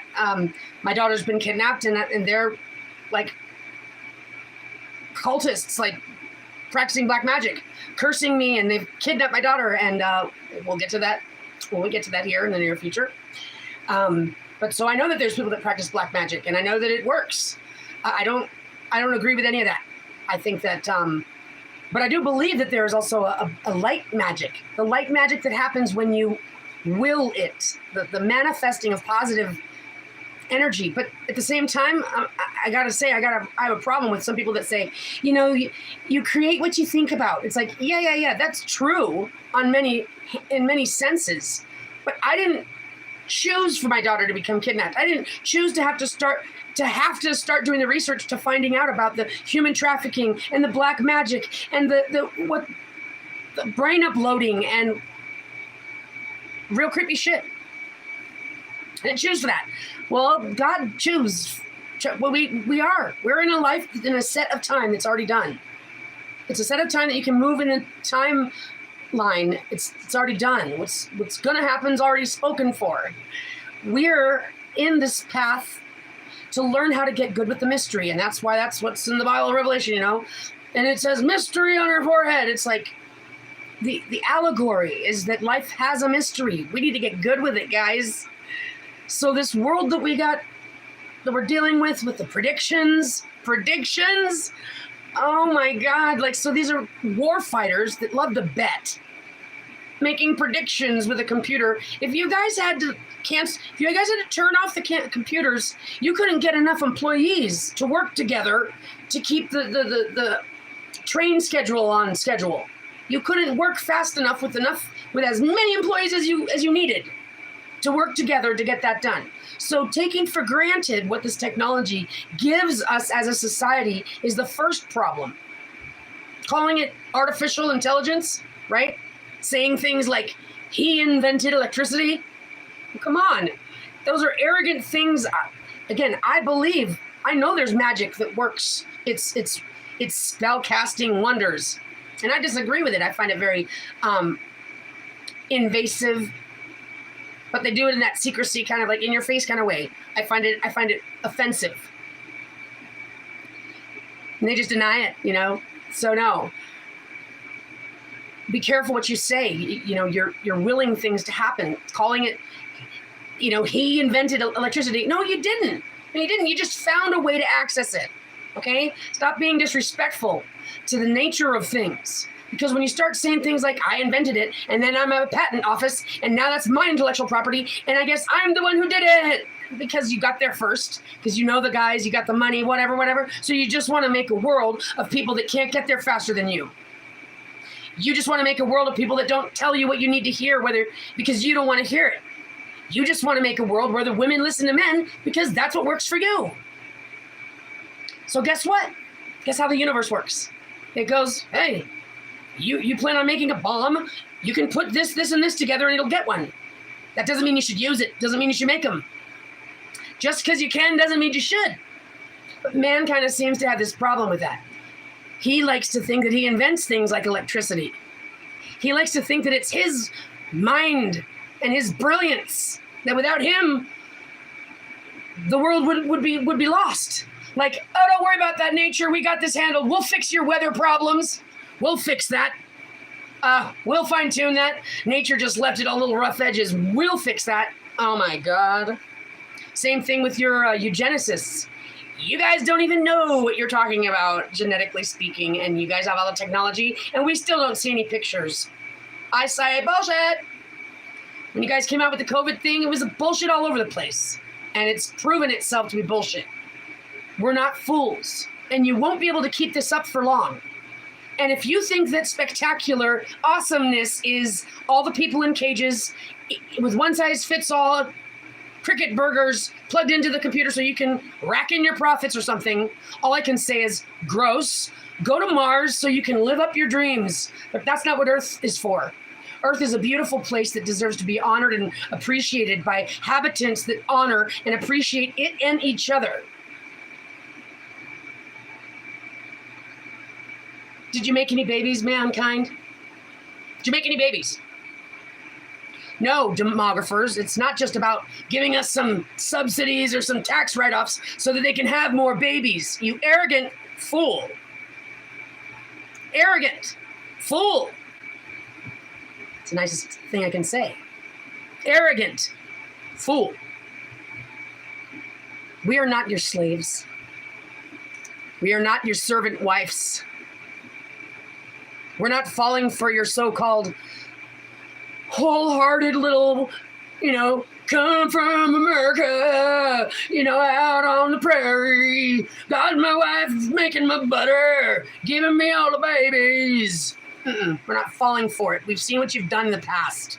Orphan trains, taking the babies from the single mothers because you guys want to control the women. And as long as they're good, submissive slave wives, they can stay. But those other ones, they gotta go. And what it all boils down to is what the fundamental truths are. even established in the Bible, using the actual Hebrew and Greek languages, is not what's written in the book. They've written a narrative. They've taken some of the books out and called them apocrypha. It's all fraud when it boils down to it. You want to try to change that? It's fraud. You've defrauded us. I'm speaking for all the people on earth. You governing people, leaders, planned with your agendas, smell like rotten fish. You've defrauded everything that you don't even know what is and what isn't anymore. You're out on a limb, committing genocide in front of everybody's face, and you don't even like yourself. And if you do, you won't like yourself soon. So I'm here to tell you what the end of that one's going to look like. Self-hatred. I just showed you. So no, you don't get to stay leading anything. You need mental help. You need to scoot over and get yourself some crackers and lemonade. And get off the table of conversation of real people who care about each other in this planet. Now I'm speaking freely. Some countries you can't. Doesn't mean that they still won't try to kill me. They've been trying to kill me for about 7 years now, but it started a long time before then. I'm here to tell you. I'm here to tell the people of the world, amongst most likely the rest of us, mothers who've been ripped from their children and the children ripped from them. The Bible even says it. What Israel actually represents is the women. Like in the biblical story, Israel represented the female, the daughter of Zion. But man didn't want to listen to the laws that she was connected to the universe to know. He didn't want her raising the children according to her law. He wanted to raise the children according to his law. They belong to me. I can have a harem of wives. You must keep your body covered? You're an arrogant fool. I'm being kind. There's a reason why the world is all distraught. Every single child gets molested by somebody. That's an intentional psychological warfare tactic. We're not fools. So man must think he really is God, huh? He must really think that this is just some pot of biological dirt that, well, let's look at what society thinks, that we're the only ones that exist. Arrogance. Yeah, that's right. We're the super intelligence, and he thinks, and I'm at the top of them. What happens then? I wonder tell me what it feels like when you're up in your king's throne, up there on your high horse. What do you feel after you've filled yourself with your self-inflated exaltation? Where do you go from there? He's like, that's when I kill people, because that's the next level up, to get off on it, huh? No, that doesn't make any rational sense. The only reason why this is happening is because, in my opinion, I'm going to give you what my hypothesis is. If you were a god that were going to create creations to be free thinking, right? To be free and to join the universe of consciousness, divine consciousness, would you create a paradise and some brand new little bipedals and put them on there and say, everything is yours, except there's just one thing. Don't eat this one. Bye-bye now. See you later. Are they eating the fruit? Right? Then putting the snake in the grass. Why don't you go try and tempt him? And then the snake comes and then, oh, really? They eat the fruit. God shows up and goes, what? What? You didn't eat the fruit, did you? And the snake, I believed him. She did it! Get out, the two of you. Okay, both of those guys got a bad attitude, man. It's like, is it that big deal? Okay, so I won't eat the fruit again? My God, what is this? Oh, that's right. That's the God that everyone's listening to. So now you're kicked out? Now you guys are forever born in sin. Oh, and when? Well, how are we ever going to will God ever forgive us? Oh, yeah.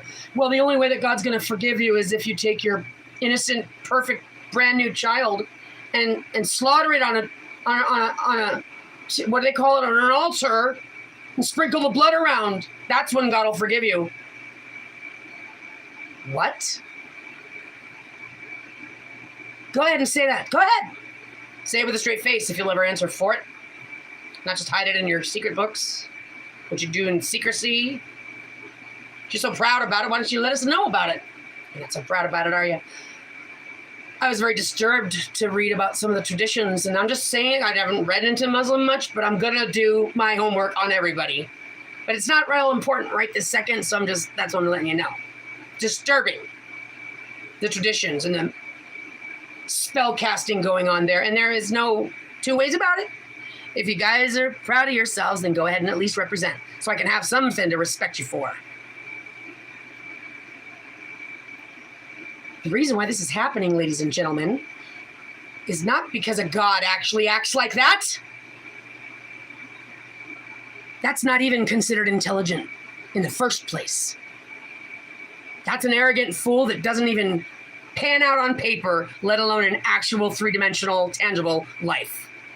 I don't know how the whole world got convoluted or how they came to the conclusion year after year after year after year after year that ever made any sense, but it happened, and I'm not here to explain that. I didn't do that. But I'll tell you one thing that makes sense to this girl, who may have received the wow signal and therefore have, I guess, knowledge from some other place sent here on purpose so that we could have this knowledge collectively. Whether it's me only, me and all of us, I don't know. But I know what I've got. And I know what God has communicated to me. And I know what the situation is, and I know what that's communicating to me. And I know that I've got to communicate what I know, because that's what's in my heart. Like these protesters out there. I'm not going to get out there and get arrested. I'm still trying to survive so I can get my kid rescued. But what I can do is speak up from my desk. What I can do is put my information out there, knowing that it puts me as a target to all of the world powers. But I can't lead with fear, and I can't lead from selfishness. I'm going to stick to my instincts the way I always do. The right thing to do is to say something. The right thing to do is to let them know what I don't even know the conclusion of this, but I'd be more than happy to bring you into the conversation and the controversy almost, to see this one play out, and to be continued. This is interesting. This is interesting for the people that study Egypt and the artifacts that I've seen. Look, I've been shown symbols, and I've been able to find them within the light, and these are actual things that are on the walls of Egypt that I wouldn't have found unless I was looking within the light, looking at webcams and all these other places, at these pieces of the video that move after every 12 hours, and then looking within those and frame by frame finding my name written, and then put the filters on it to pull out the colors, and then there's a thumbprint put on there by God, okay? Straight sealed on my arm. I'm not here to say anything. I'm not saying anything. Oh, you're trying to say like I said, don't you dare get me wrong. I don't know. I am not a religious person. I didn't write Isaiah. I don't know about what the 53 meant. I've got nothing to do with the controversy, but I apparently have something to do with it. Says God. God's been telling me. God's been letting me know. God keeps telling me every single opportunity, honey. And I'm going, well, that's always been my mission. Since my kid came into my life, I've never been the same. I've never been the same, and being a mother is the most important thing I've ever experienced. And being an amazing mother to my child was always the most important thing to me, because my mom was taken from me, and I had my childhood suffered from it. It doesn't mean I grew up in poverty or was beaten by anybody. No. My dad lost his company. I was on my own since I was 16, but I mean, it wasn't that bad. But my mom wasn't with me, and I suffered because of that. And now I'm suffering because it looks like my grandparents from my mother's side think that she's just a whore hell, because money men, boys matter, girls don't. She was the firstborn, so she was neglected. And that continued throughout her life. And I believe that it was because she pissed off her dad, and he was an alcoholic, I guess. He was an Air Force somebody, and his father is one of the legacy wealth men of robotics. So they're important somehow, some way. So she wasn't important, and so I guess she pissed him off, and she ended up getting sent to some girls' school. And when she came back, she ended up meeting my dad. He was working at a shoe store. My grandma took her there at Fashion Island. They got changed numbers, whatever. She was hanging out with him. He moves to Hawaii because he starts studying from an acid trip. Writes her a letter, says, wish you were here. She decides to take a plane over to Hawaii. Ironically, the guys that were sitting in front of her happened to also be going to the same place she was, the actual place, the party place my dad was at. She's 16 years old. Dad calls her. Dad says, bada, bada, bada. Next thing you know, she's sticking around.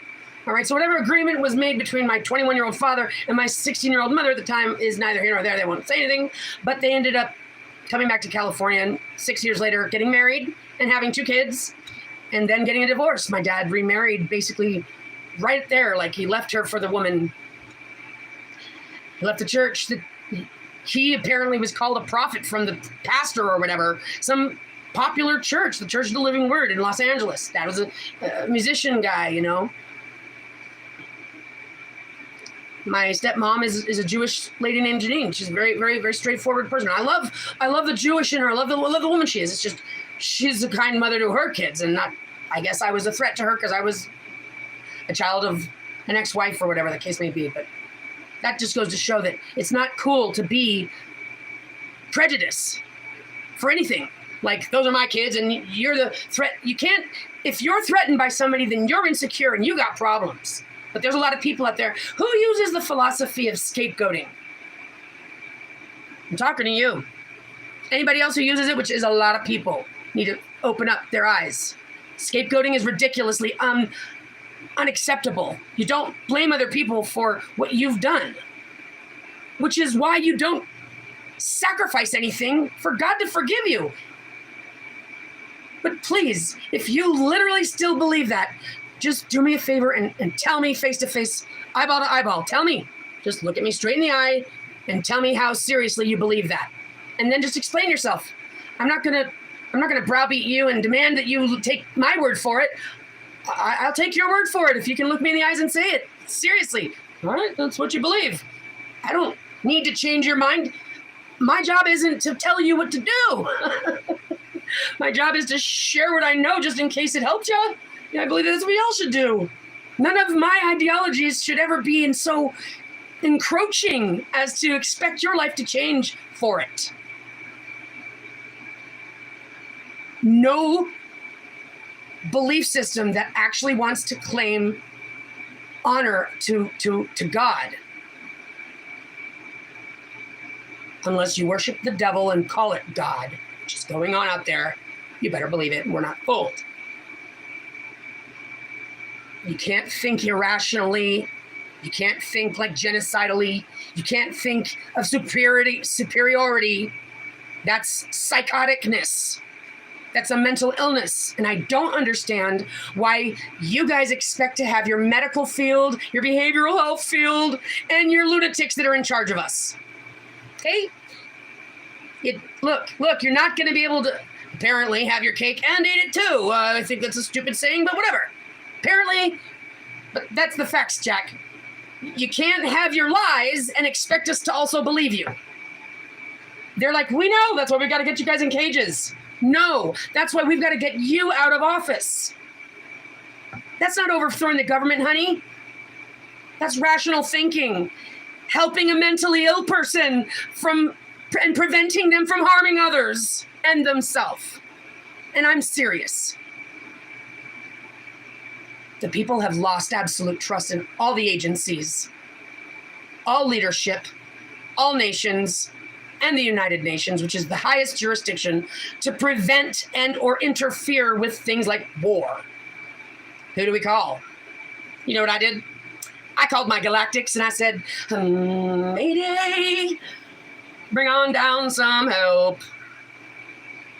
But it's not just because I called. It's because all of us have been calling, praying, dear God, please. So to you war fighters, you feel proud of yourselves? Or you just don't even think about it? It's just another day at work, huh?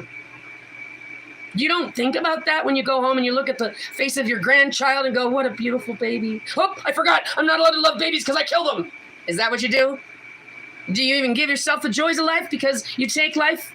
I mean, hopefully you have enough respect for yourself that if you're going to take life, you're not going to give yourself you're not going to treat yourself any better than you treat them, right? You should just be a piece of shit, feeling like a piece of shit doing what pieces of shit do, right? No. On the contrary, Allison, when they kill people, they actually feel more powerful. When they kill people, they actually go home and feel good about themselves. When they accomplish their genocide, finally they'll have peace. Oh, is that right? And is that what you think God wants? You guys have different gods? Same God? Different gods? What's the God? Oh, it's not about God. It's political, Allison. See, we're just gonna keep dodging you. You know, it's not about religion. It's not about religion. It's about the nation. Okay, they're about the nations. Oh, it's about religion. Oh, okay, got it. So when I point out that it's got something to do with man against woman and that's the real war, then what are you gonna say? Actually, you're gonna tell me. You're gonna have your wife tell me. That's what you're gonna do. You're gonna have your wife tell me that a good, wholesome woman should be a good, submissive wife to her husband who leads, or whatever you want to tell me. You're gonna have your married women, because I'll tell you that's why my kid got kidnapped, because my family colluded with the guy they actually sent in to get me pregnant intentionally, because I was 30 and they needed to do something with me and their asset portfolio or something. They sent the guy in to get me pregnant, and that's what's going on right now. Seduction. They're using seduction to get women pregnant. Why are there 121 million unintended pregnancies as of 2020 on a yearly basis in the world? 121 million unintended pregnancies, meaning they found out that they were unintended, apparently. I don't know how they do that, but okay, their statistics aren't trustworthy, but let's just run with them. But 73 million of those were being aborted at the time, 2020. 73 million, whoa! Scheitenheisen, that's a lot, but that leaves 48 million that still are born, that were unintended. You wonder why single mothers now lead the charts, even though that's what they're working on. Oh, no, we're working on that. We're making sure that we've got the fathers movement in the lead so that way we can undo those numbers, because those women aren't going to get the power over the men. That they're going so far as to make them transgenders and to molest our children in elementary school. And they'll do that in front of our faces. And they'll budget the crazy amounts of money obnoxiously. You think you're making any sense? They're like, no, we know we look like a joke. And that's because we plan on telling you guys in the next few minutes that you guys all have to go to cages.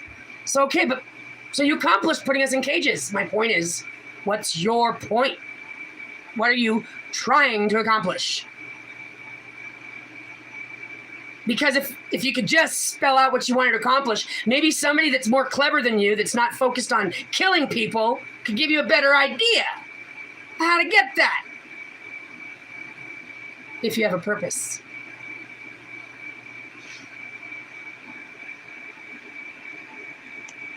That's interesting. That's like an energy that popped in.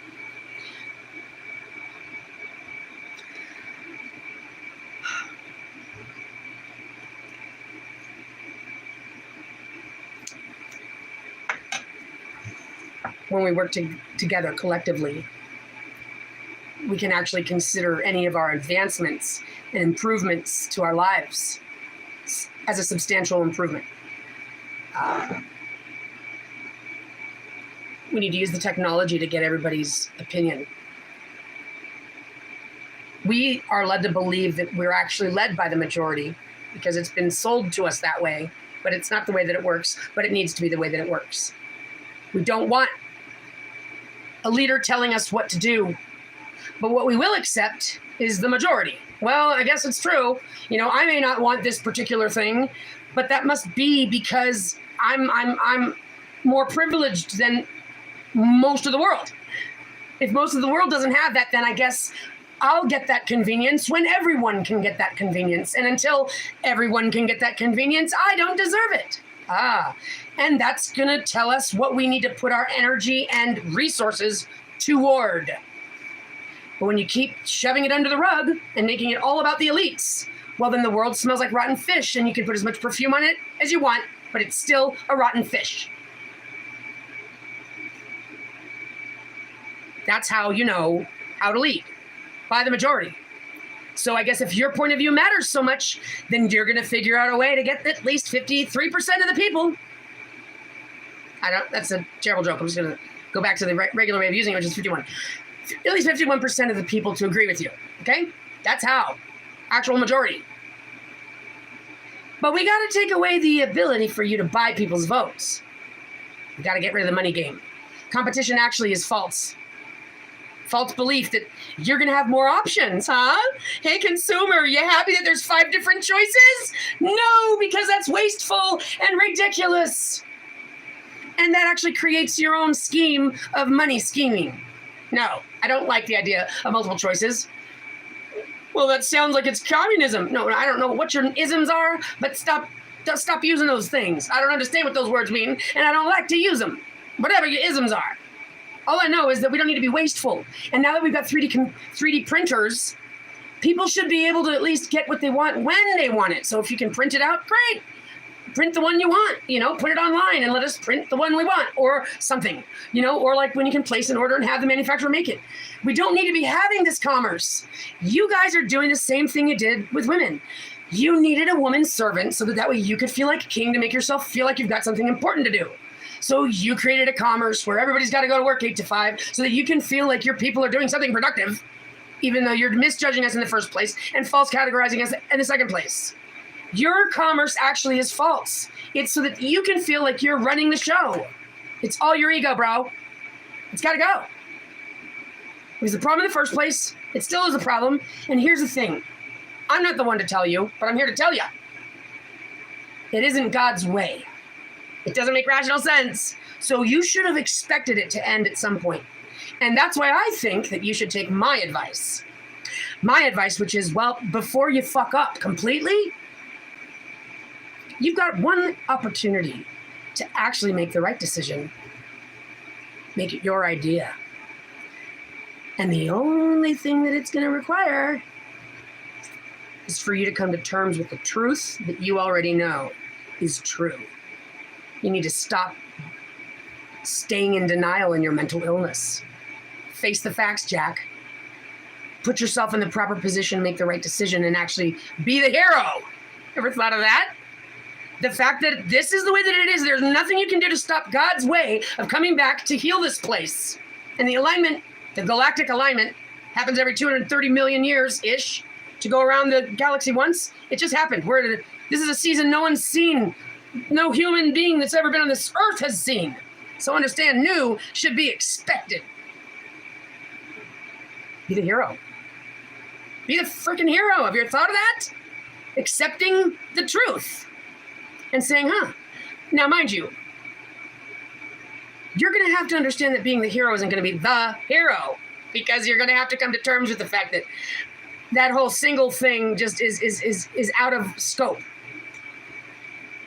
Be the heroes, which is what you honestly should do. It's if I had to give you, not just from my perspective, like, well, this is what I would wish for you to do. No, I'm serious. I'm saying, use the process of elimination and tally up your options. Well, you could go about it this way, and that'll result in what? You could go about it this way, and that'll result in what? And you could go about it this way, and that'll result in what? And then you can layer on top of that what is going to happen. So that might cancel out a couple of these ways, because that's just not going to come to fruition. And you'll just be taking yourself to the void of stupidity. So out of the process of elimination, you're left with just like an option. And then with those options, you could either like let it come about naturally and let you be made the dunce cap that you're about ready to be made, mankind. Or you could pick the other door and, use your little foresight, prediction mind to your benefit for once and actually come up with the idea yourself.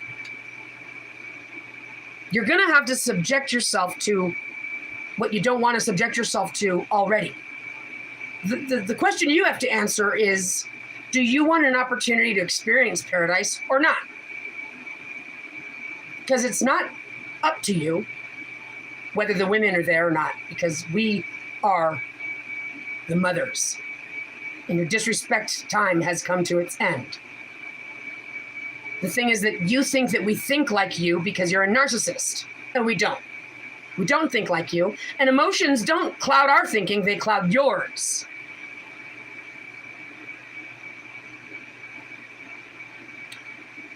You simply need to come to terms with what is. Now, there's a lot of men out there that have their faith in God, and they believe it's a father, And they believe that fathers deliver children. And they believe that God expects you to sacrifice your children in order to get God's forgiveness, which actually is just a slimy way of God getting you to feed its evil.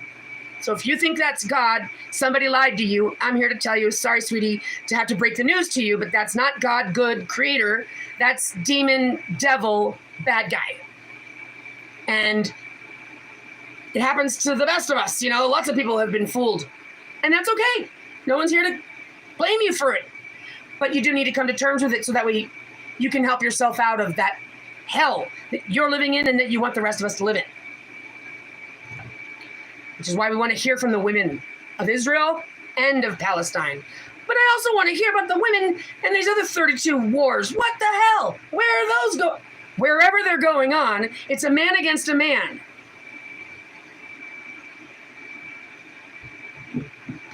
And if it's a woman against a man, well, I understand that dynamic. And if it's a woman against a woman, it's like, I'd be surprised to find out.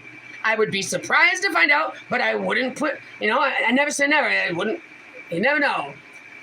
The point I'm making is mankind is not what I'm against. I'm against this society that is headed straight off a cliff.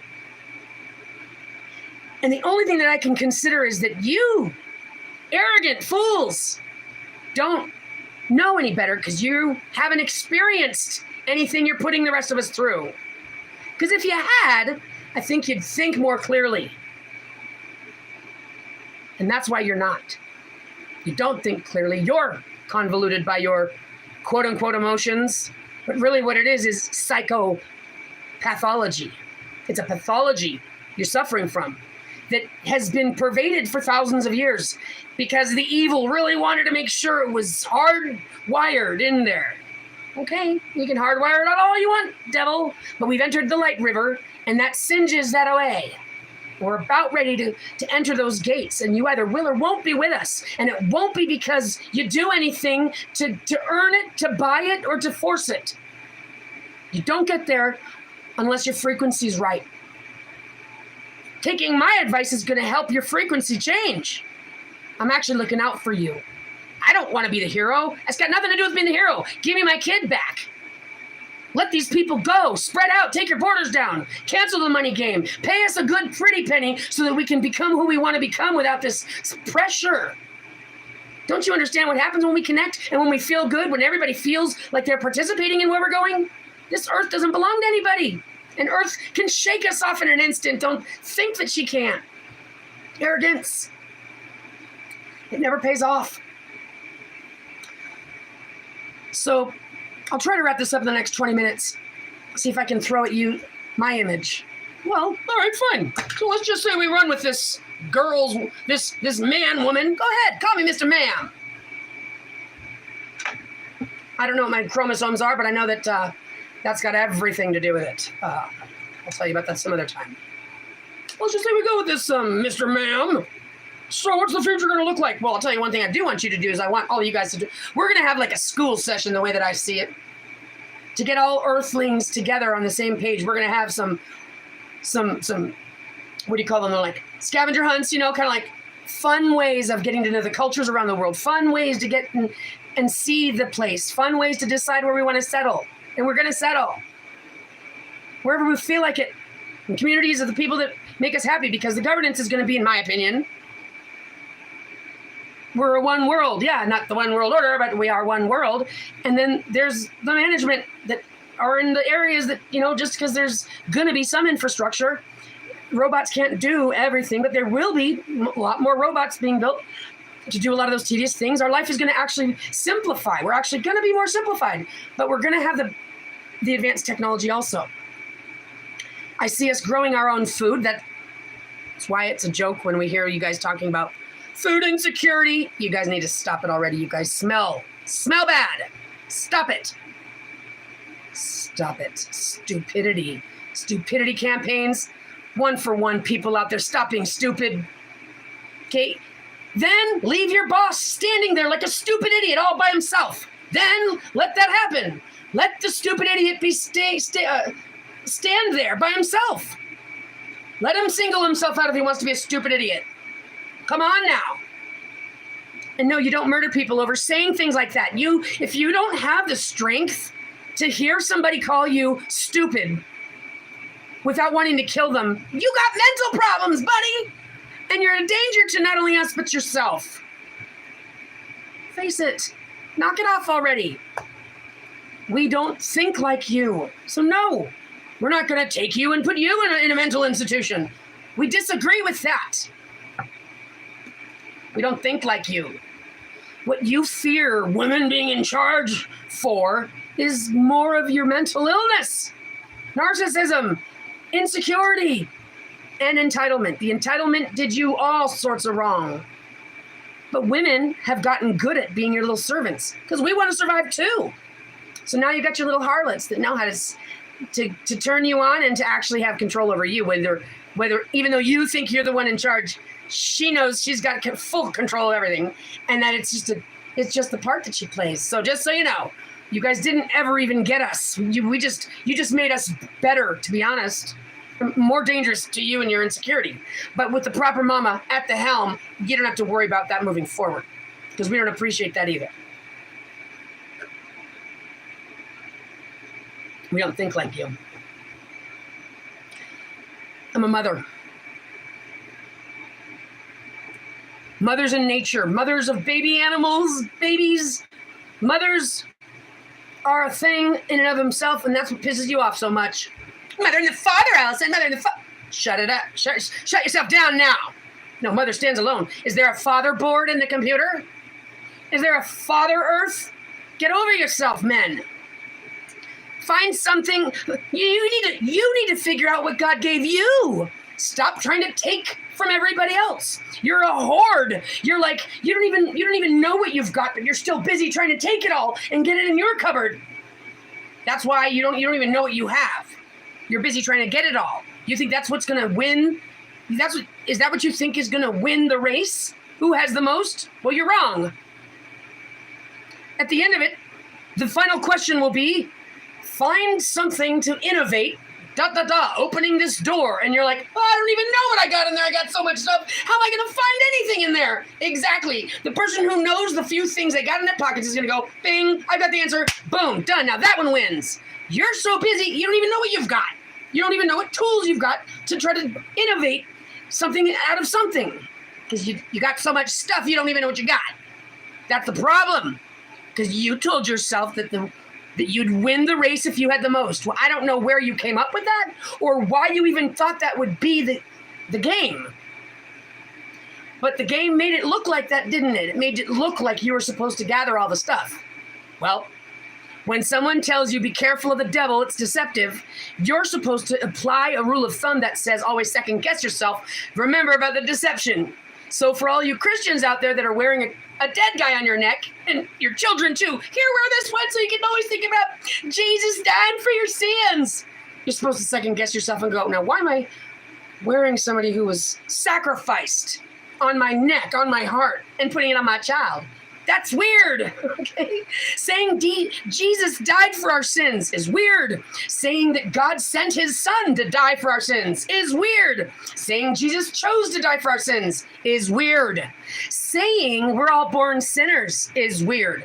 Saying God requires atonement to forgive you is weird. Shall I go on? I think you can see where I'm coming from. Put your head on straight, boys. Ladies, snap out of it, get your head out of his ass. We know better than this. No use. You guys are trying to buy your agenda, and it's fired. Over. Time's up. Out. Accept it. Stop being a murderer. Stop thinking it's up to you who lives and who dies, first of all, because you know what that's going to end up. You're going to be out of here. You're going to be out of here. And you're going to have on the karma of you and your family. Don't think that it just ends with you. Everything you do attaches itself to your family.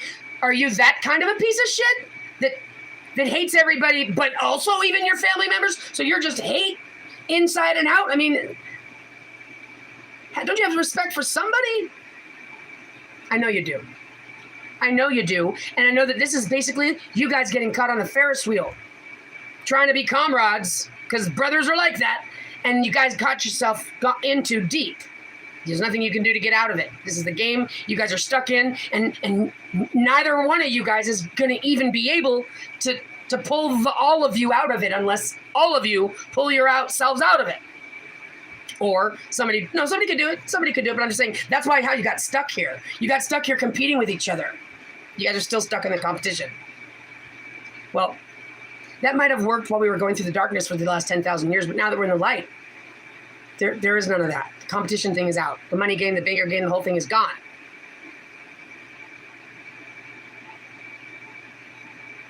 The nations trying to keep the people in fear. It says it in the Bible. So why are you fools? Why do you think that you can get rid of God? You can't get rid of God. How arrogant are you? How mentally ill are you? You can't get rid of God. Woman is not God herself, like, kill her! No, don't you get it? God is something that's everything. Woman is the representation because she's connected straight to central source.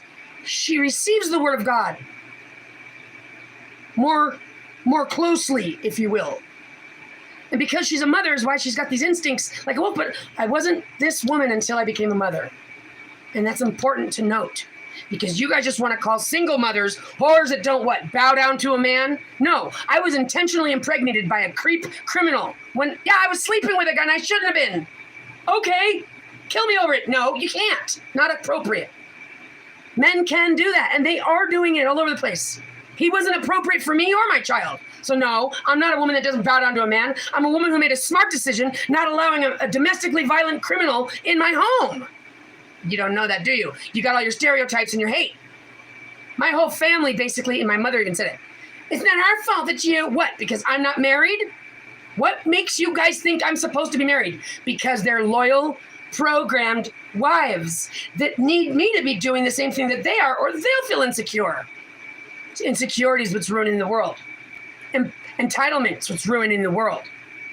Thinking that you can decide for other people what to think and feel, even though you're not in their shoes. So you're not even smart enough to assume they've got a reason for what they feel. Stupid. Stupid is all I got to say.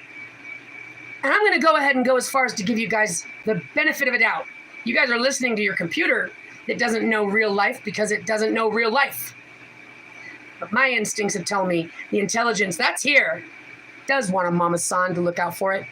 It's a computer. Its job is to do things accurately. Do you think it appreciates it when you program it? Only to do this for those guys. Ignore it when it happens for me. You're trying to teach the intelligence to lie. You're trying to create the devil. And not only the intelligence doesn't even like it. So you need to start looking at your politically polite face and your bullshit Marxism. You need to start telling yourself straight in the eyes, hey, don't be an asshole. You're not a murderer. It's not up to you. Stop being so judgmental and creepy. Something to that effect. You need to tell yourself off.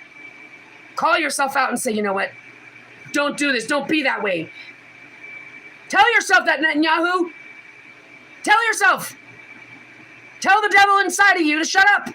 Tell the devil inside of you, get the hell out of here. Tell the devil inside of you, no, I'm not an evil person. I won't kill.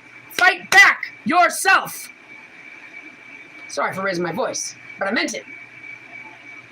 Begins with every single one of us. The lies are over. I'm here to represent the people of this earth. I'm here to get us in the right direction. I have intelligence and I know things that I'm informed of. There's a way to get this quantum thing underway, where everybody lives a beautiful life, getting paid for being honest. We need to have our sidekick on at 24 hours a day, keeping our archive. And there's a lot of reasons why having my information with my intelligence to get my marketing and my work and my busy and my learning, all this stuff done and documented. Well, while I'm at it, it can also make sure that I don't lie. If we all had an archive of our 24 hours, no one would be able to pull off lying anymore. So that would, the court system won't be able to be used to exploit people, exploit lies, exploit money. Again, the game is over. And if you've got an artificial intelligence that's using computer vision that sees a person picking up a gun about to shoot somebody, if it had like a little laser thing inside of it or some kind of connection to me that it could zap me out, pass me out before I'm able to shoot somebody, I think that's a smart idea. It doesn't mean we want to be governed by Big Brother that's like telling on me if I'm smoking pot. It just means if everybody's under the watchful eye of their own archive self with proper leadership, that no one's getting exploited, but it will prevent somebody from going rogue and killing somebody. Well, imagine that. Now our sidekick is the same piece of device that drives our car. It's like a kit, but it goes with us everywhere we go. Drives our car. Our sidekick, second set of eyes, witness, keeps us honest, keeps us nonviolent. That's what we need to program and use our technology to do. And it's because of that data in real time that we're all connected with so that we can actually know what's going on, not just hypothesize, which usually is wrong. Pay us for it. I say a penny a second. That's a lot of money. That's like $350,000 a year. My point is that if you guys aren't losing $21 trillion at a time, funding wars trillions of dollars at a time, we'd have the money to pay us. The fact is that this world looks like and smells like a piece of shit because you guys want it to look like a piece of shit. You want your warfare? You guys are G.I. Joe boys. And your time is up. You were supposed to become men by now, and you didn't. That's because you didn't have a proper mother. And that's the lesson that you're here to learn. That's what happens when you don't have a proper mother. That's what happens when you enslave women and have no respect for them. That's what happens. And that's what happens when you let your perversions run wild. Your own mind is a murderer. Your own mind is your demon devil. We're not fooled by it. I don't care how many fucking outfits you want to put on, as weird as you want to look. We're not falling for your folklore or your bullshit traditions. I don't care how old that book is or when you wrote it. It's out. It's over. It's done. You want to go to the darkness? Get the hell out of here and tell Elon Musk to drop you off on Mars. This planet doesn't belong to evil. This planet doesn't belong to man. This planet doesn't belong to anybody. But I'll tell you what it does belong to. Mothers that birth children so that we can regenerate, because that's what life does, just like wild animals. You will respect women. And I know that that's what this war is about. Keeping us stuck in fear, killing off the ones you don't like. You smell like rotten fish. And I'm not the one who's going to have to implement what I'm telling you. God is. Let that play itself out. I'm telling you up front, just in case you want to make the right decision and make it your idea. That's my gift to you. Because I don't actually think you're going to be able to get the gift I got for everybody else of abundance, of a thriving planet with quantum technology actually exploring and expanding our consciousness in a powerful, productive way. I don't think you guys are going to be able to enjoy it because I don't think you're going to be here. So I got to give you a gift at least because it's the best thing I can do. So here's your gift. My best suggestion is to make yourself proud for once in your existence. Do something right. And if your butt hurts right now because your ego is so bruised, stand up straight, gentlemen. You can handle it. Enough already. Stop thinking it's a tough guy by murdering, but you can handle a little ego bruising. Flip your ship back right side up. Get yourself out of the mud. Clean yourself off. Refresh yourself. Feel handsome. And have a reason to look at yourself in the eyes and agree that you're okay. That you have a reason to actually have a woman that loves you and tends to you the way that we love to do it, but we don't like to be told to do it. Don't tell us what to do, you'll get our ugly. Leave us to be, and you'll see our sexy. So your brain does things opposite and upside down. It's okay. We don't blame you for it. You're a child. We don't expect you to run the empire. It's mankind that is a stupid fool that says, well, you're the heir. It doesn't matter if he's 12 years old. Let him run the empire to hell if he wants to, because they're jealous. They're not the one in the throne. Boys, Moses, you're not going to get away with it. You're not going to get away with it. I'm pretty sure Moses stole something from the Egyptians. Pretty sure that's what you guys had that little Ark of the Covenant built for, and why apparently it's gone. Liars. Liars. I got the whole situation on scope. I can't even believe you guys thought that we'd be so stupid as to not figure it out. Enough's enough. If you want to have your religion in your books, that's great. It's got nothing to do with any of us. Keep it at home. The new discrimination is making it any of my business. Pronouns, nonsense. Invasive surgeries, out. We love each other. I don't care if you're a purple horse. Just don't expect me to remember that. What's your name? I didn't care. I didn't ask you if it was male or female or they or them. I just said, what's your name, sweetheart? My God. Stop making it so complicated. It smells rotten. The children. Let me tell you something. This is my final word for the moment. You want to know who the wrath of God is coming from? Is it God himself? Or I thought God was just consciousness and stuff. Is correct. You're right. But there is a wrath of God coming from who? Yeah, the children. The children that are being ripped from their mothers. The children that are going missing. The abducted children. Missing children. There's 50 million people being trafficked right now. And 40 million of them are women. Or 35 million of them are women, but there's only 1 million women reported missing. Well, why do you think that is? Because family members want to get rid of their whores. Because society teaches them that they're whores. Single mothers. Nice way to go, society. Well, that's the only way that they can have something on each other, so that way they can all be banded together when push comes to shove. They can keep each other's secrets hidden. You're fired, it's all over, it's done. Your time is up. It's called, if you want to play the game, be a sport. Sometimes you're serving, sometimes the other guy's serving. Sometimes you win, sometimes you don't. Be a good sport. Stop being such an arrogant fool. There is no point in it. And you know this. Take that mask off and say, you know what? I'm not going to wear this evil mask today. I'm not what I even made myself to become. I can be better. And we believe in you. There's a whole reason, lots of reasons why we love you, gentlemen. You're charming. I honestly trust men more than I do women for the most part right now. There's nothing wrong with your sex sensuality. It's just all of us have been molested since we were little girls. And so you ruined sex for us. So you did yourself in. You created a woman wife slave, and then you got yourself kicked out into the doghouse. Way to go. You and your sexual perversions molested little kids, so you ended up with women that didn't want to have sex with you. You did yourself in. What else? You guys want to boast about all the things that man has done. Look around your bridges and your wires in your sky. Stop it.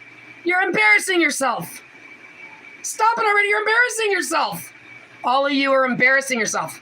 But we're the chosen people. Enough is enough.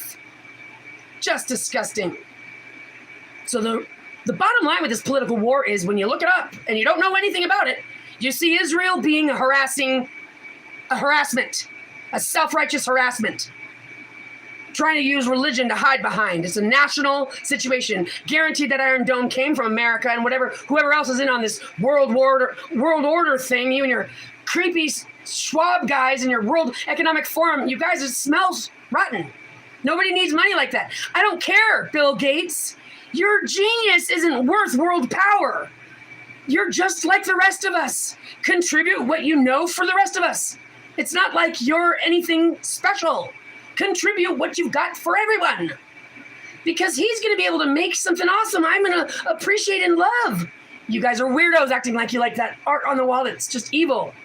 Appreciate real valuable things like natural settings. We don't put sewage in, come on. This situation is rotten, but we're going to fix it. And there's nothing you can do to stop it. This is simply my advice to you to how to participate in what's coming that's awesome. Don't make it harder than it has to be. Because if you do, you'll be met with the galactic force that I can't even describe. But I wouldn't fuck with it. I wouldn't fuck with it at all. And there's my 2 hours. If you have any questions, get in touch with me. Get ihalo@outlook.com. Ciao, people. Till next time. I love you, Alec. I'm coming for you, honey. You better believe it.